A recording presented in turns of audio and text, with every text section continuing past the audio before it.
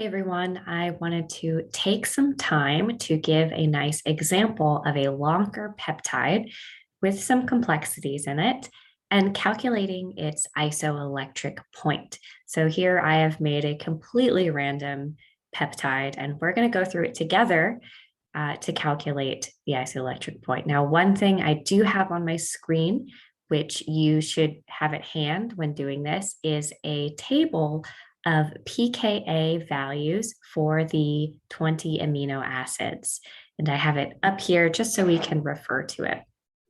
So the very first thing I do is I go through my peptide and I highlight or circle the amino acids that will be contributing to the charge and to the isoelectric point. Those always include the amino end amino acid and the carboxyl end amino acid. So I'm going to highlight those.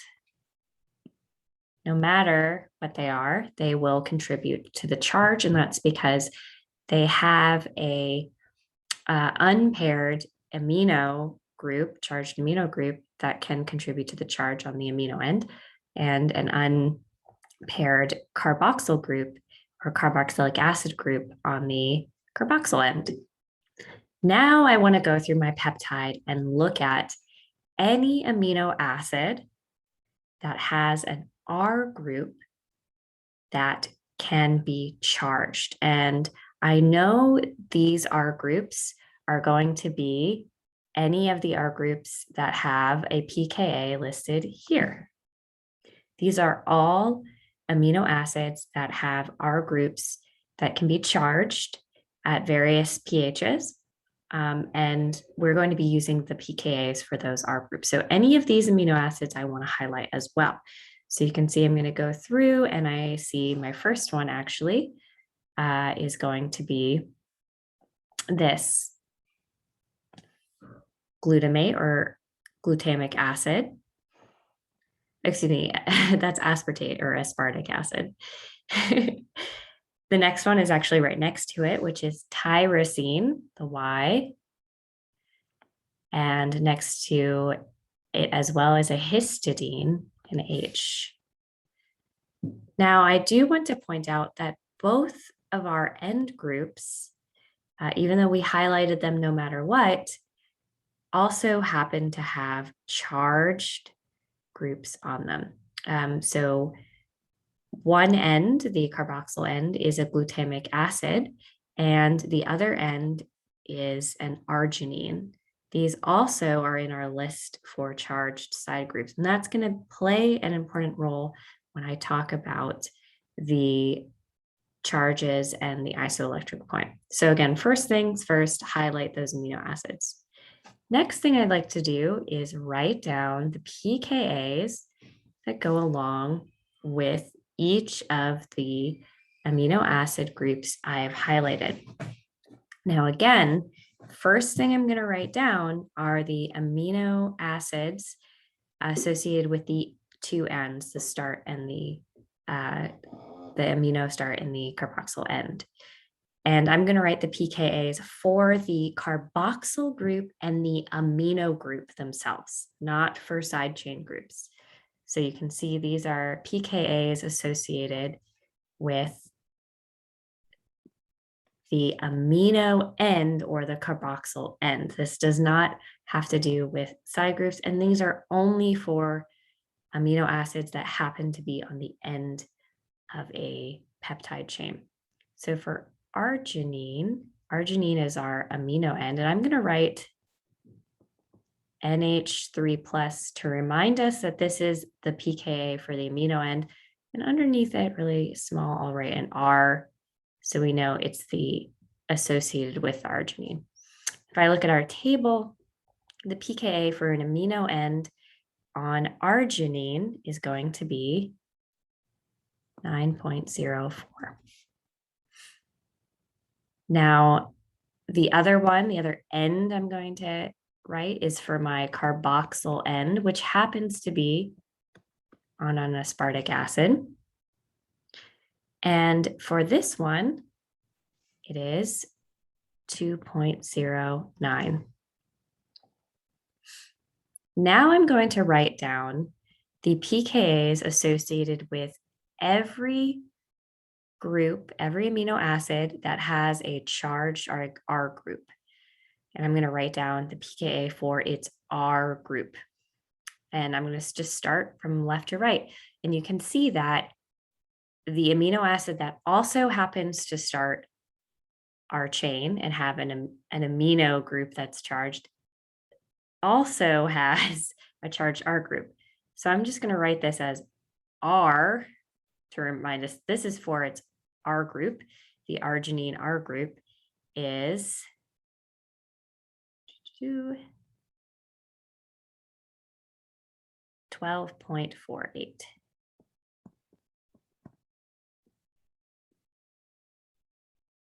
Okay, the next one is aspartic acid. D. Now I have 2 aspartic acids. I'm going to remind myself by writing a 2 here. And the side group charge for aspartic acid is 3.86. Tyrosine, we can see is 10.07.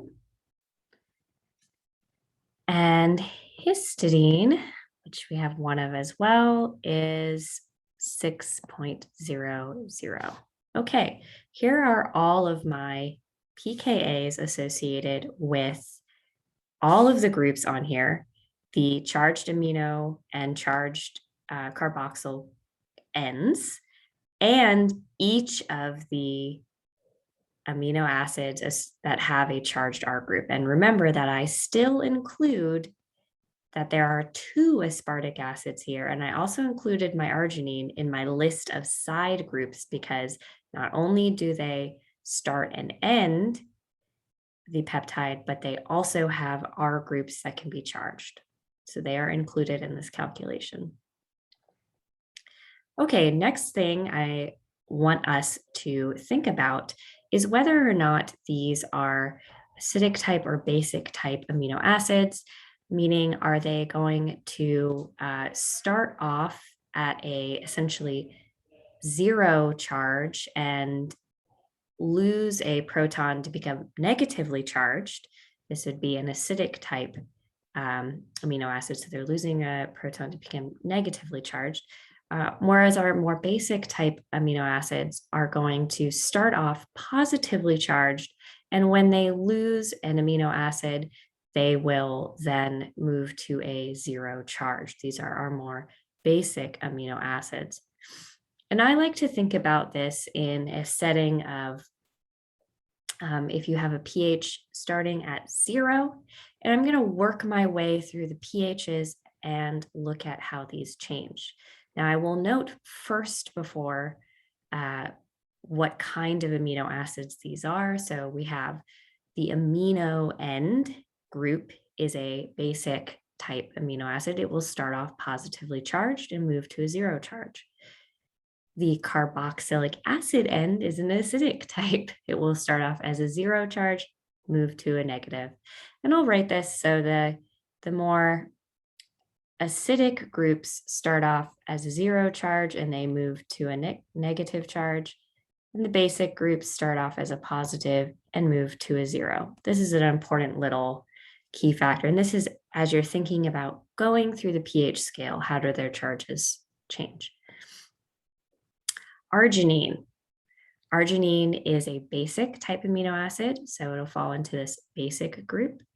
And again, you can put some reminder for yourself if you want to write that this is a basic one, that the amino is a basic, carboxylic acid is a basic. Aspartic acid is an acidic type group.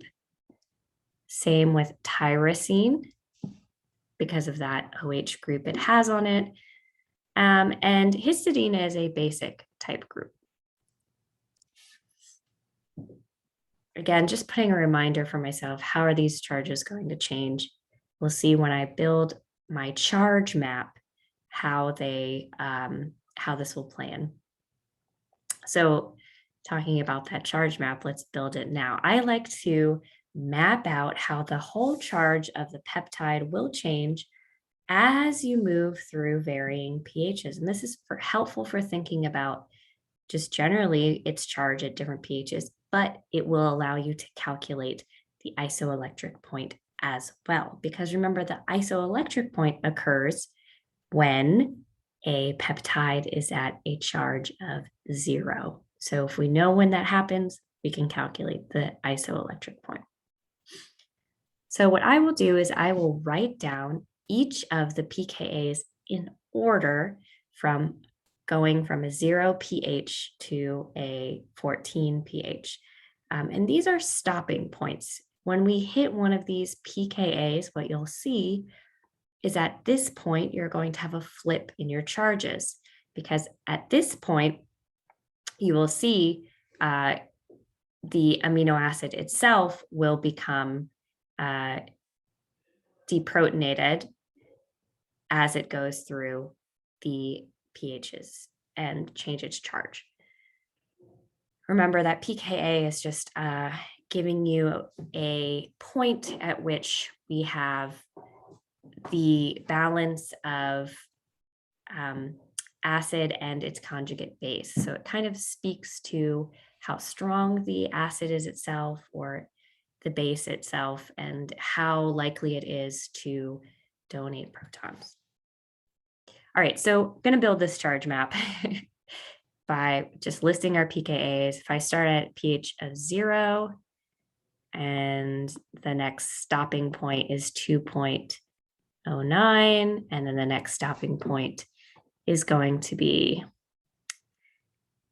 3.86, then 6.00, 9.04. I always run out of room when I write these. We'll continue down here. 10.07, and then finally 12.48, all the way up to 14. Okay, so here is my charge map. I'm going to talk about how the charge will change as we hit each of these stops along the road, and then calculate our PI. So let's first think about what charge all of these groups will have if we were in a theoretical pH of 0. So the lowest you can think of.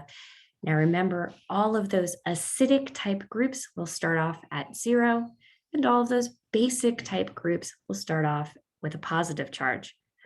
So if I go through all of the groups that I have,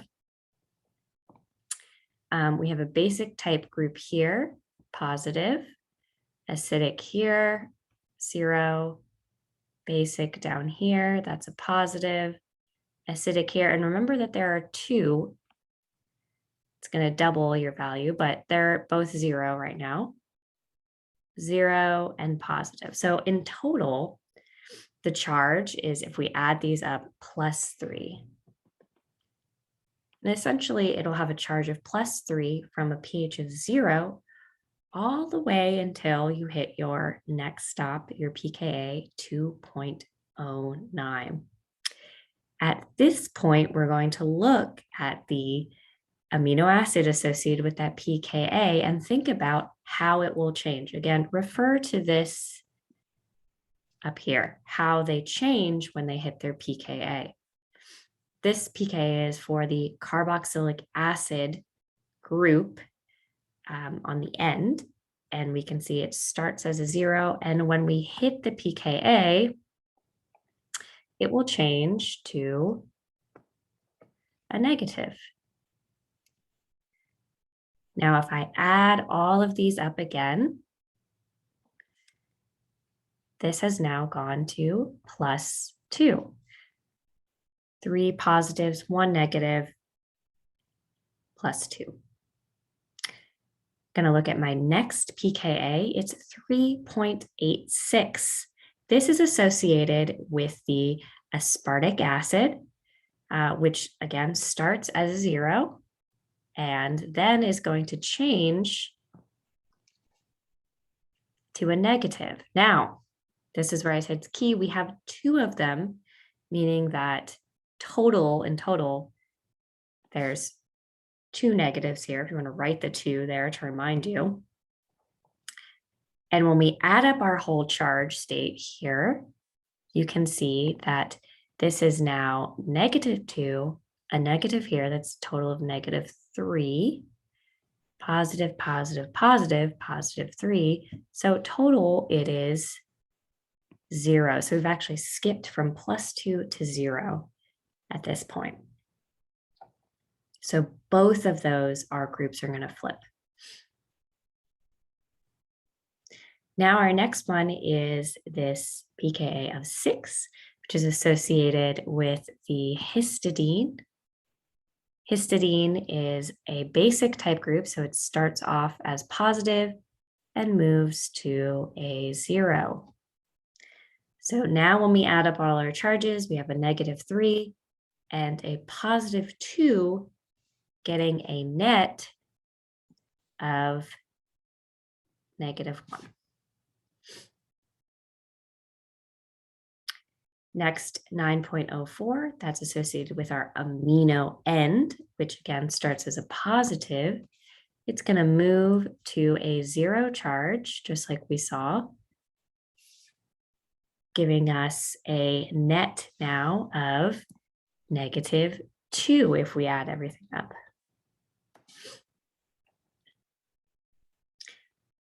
(10.07) is our next stop along the way. This is associated with tyrosine, which is a negative type group or a acidic type group. It's going to start off with a 0 charge and then shift to a negative charge.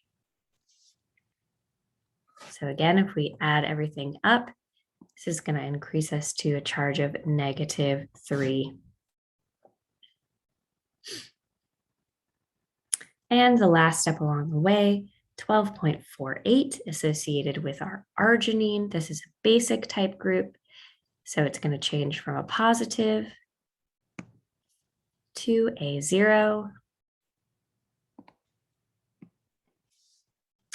And that is going to give us a net charge of -4. My colors are a bit off there. There we go, -4. And that will exist until our theoretical max pH of 14.